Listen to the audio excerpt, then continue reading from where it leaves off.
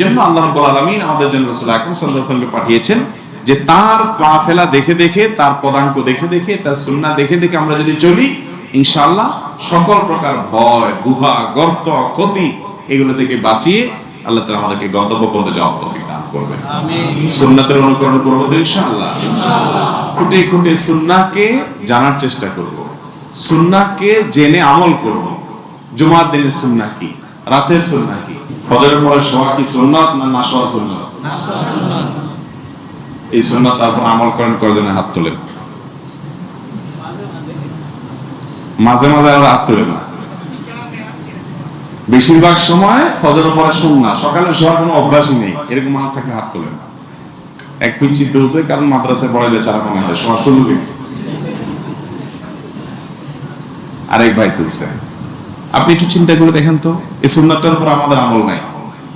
দুপুরে শোয়া সুন্নাত, দুপুরে শোয়া কি সুন্নাত, কাইলুলা যেটাকে বলে। নবী করিম সাল্লাল্লাহু আলাইহি ওয়াসাল্লাম বলেছেন, কিলু, তোমরা কাইলুলা করো, ফাইন্না শাইতান লা ইয়াকিল, কারণ শয়তান কাইলুলা করে না, দুপুরে শোয়।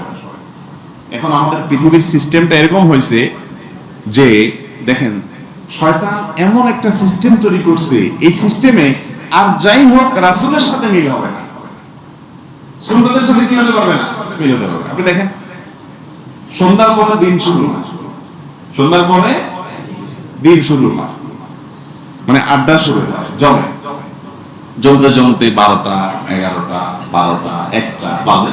এরপরে খায় দেয় শুতে শুতে 1টা, 1:30, 2টা বাজে। দেখেন, সুন্নতের ধারে কাছে হবে। এরপরে ফজরের নামাজ যদি পড়ে মুসলমান হয়ে থাকে, তো ডুমা চোখ হাতড়াইতে কোন রকম আয়সা পড়ে চলে যায়। নামাজ পড়ে আবার মোবাইলও কয়েকটা দেখে না, কারণ চোখের ঘুমের ভাব চলে যায়, আবার দফাস করে শুয়ে পড়ে।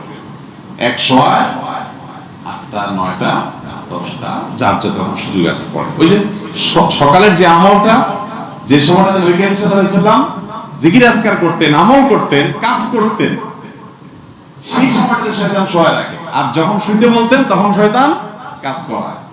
আবার দুপুরে শোয়া সুন্নাত, দুপুরে শোয়ার কথা চিন্তা করা যায়। এখন অফিস আদালত সবচেয়ে জমজমাট থাকে কখন? দুপুরবেলা, দোকান পাট সবকিছুতে। তাহলে সুন্নাত যাতে না পালন করতে পারি আমরা, শয়তান সেরকম সেটআপ আমাদের জন্য কি করছে, তৈরি করে দিয়েছে। কাজের ফাঁকে ফাঁকে দুপুরবেলা 5 মিনিটের জন্য একটা জিমায় নেন, সুন্নাত আদায় হয়ে যাবে ইনশাআল্লাহ। সুন্নাত মানে এই না যে আপনি 2 ঘন্টা ঘুমাইতে হবে। দোকানে আছেন তো একটু হেলান দিয়া খাওয়া দাওয়া করছেন, 5টা মিনিট একটু রেস্ট করে খাওয়া, সুন্নাত আদায় হয়ে গেল। 5 মিনিটের ভিতরে যে এনার্জি তৈরি হবে, আরো ভালো করে ডিউটি করতে পারবে ইনশাআল্লাহ। এশা সালাতের পর আর কোনো কাজ নাই, এরপরে খুব দ্রুত শুয়ে পড়া। আগে খাইতে পারেন না, পরে খান, কিন্তু আগে খাইতে পারলে ভালো। দেখেন, ডাক্তাররা এখন বলে রাত্রে খাইয়া শুয়েন না, খাইয়া একটু হাঁটেন, খাইয়াই ধপ করে শুয়ে যান না, পেট বড় হয়ে যাবে। আমরা এখন খাইয়া দৌড় দেওয়া শুরু করি, হাঁটা শুরু করি। আর আমার রাসূল সাল্লাল্লাহু আলাইহি ওয়াসাল্লাম সুন্নাত হলো এশার আগে খাইতেন তিনি। এশার আগে যদি আপনি খান, তাহলে এশার নামাজের 4 রাকাত ফরজ, 2 রাকাত সুন্নাত, এরপরে 3 রাকাত বিতির। আর যদি নফল 2 রাকাত পড়েন, আর মসজিদে আসলেন, সিঁড়ি দিয়ে উঠলেন, আবার বাসায় গেলেন, সিঁড়ি ভাঙলেন, তাহলে হাঁটার বাধ্যতা হয়ে যায় কি যায় না? বলেন, পেট বড় হওয়ার কোনো সুযোগ আছে? নাই। কিন্তু আমরা সুন্নাত মানি না, আমারও পেট বড় হয়ে গেছে। আল্লাহ তাআলা আমাদেরকে সুন্নাত মানার তৌফিক দান করুন। আমিন। নবী সাল্লাল্লাহু আলাইহি ওয়াসাল্লামের সুন্নাত মেনে চলবেন, দুনিয়া আখিরাতে সব কল্যাণ একসাথে পেয়ে যাবেন। উনি খাবারের ব্যাপারে আমাদেরকে বলেছেন, পেটের 3 ভাগের 1 ভাগ খাবার দিয়ে পরিপূর্ণ করবে, আর 1 ভাগ থাকবে পানীয়, পানি জাতীয়, শর্করাকারীর মধ্যে পানি আছে, সালাদ আছে, 1 ভাগ, আর 1 ভাগ থাকবে খালি।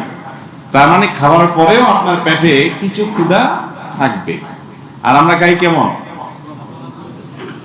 গলা পর্যন্ত, এরপরে যদি জায়গা থাকে তোমার আরেকটু লোড করি, এমন একটা অবস্থা, তাই না? এখন ডাক্তাররা যখন বলা শুরু করছে কিছু করতে হবে, খাওয়া যাবে না, তাহলে শুকায় যাবেন, স্লিম হয়ে যাবেন, আবার জন হয়ে যাবেন, এখন সবাই ঘরে ঘরে আবার কিছু শুরু করছে। আরে ভাই, রাসূল আকরাম সাল্লাল্লাহু আলাইহি ওয়াসাল্লাম যেভাবে খেতে বলেছেন, অল্প করে পেট পূরণ করে না খেতে বলেছেন, এইভাবে খেলে আর কিটো ভিটোর দরকার হয় কেন? সুন্নাতেই সমাধান। রাতে তাড়াতাড়ি শুয়ে যেতে হয়, করোনা আসার পর ডাক্তাররা, বিভিন্ন গবেষকরা আমাদেরকে জানাতে লাগলেন যে রাত 10টা থেকে 2টা এই সময়ের ঘুম স্বাস্থ্যের জন্য খুব উপকারী। অনেকে বাঁচার জন্য করোনার ভয়ে রাতে তাড়াতাড়ি করে শুয়ে যায়, কারণ এই টাইমে শুলে বডিতে ইমিউন স্ট্রং হয়, রোগ প্রতিরোধ ক্ষমতা বাড়ে। আরে ভাই, এই কথা তো আমার রাসূল আকরাম সাল্লাল্লাহু আলাইহি ওয়াসাল্লাম 1400 বছর আগে বলে গেছেন। এশার নামাজ কখন পড়া সুন্নাত? একটু দেরি করে, রাতের 1/3 পর্যন্ত, সেটা 9টা 9:30 বাজে প্রায়।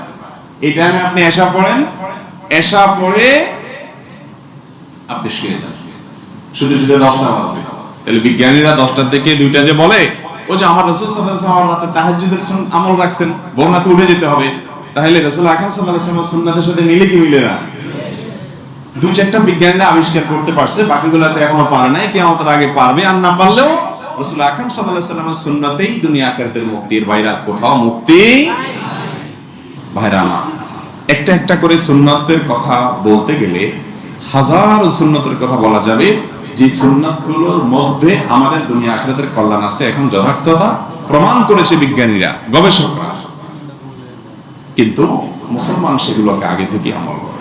অতএব আমাদের ইবাদত বন্দেগী, আমাদের ব্যক্তিগত কায় কারবার, আমাদের লেনদেন, আমাদের মুআমালাত মুআশারাত, আমাদের পরিবারের সাথে আচার আচরণ, আমাদের কাস্টমারের সাথে আচার আচরণ, আমাদের ব্যবহার, আমাদের সব কিছুতে আমরা দেখব নবী করিম সাল্লাল্লাহু আলাইহি ওয়াসাল্লাম কি করেছেন, কি করতে বলেছেন।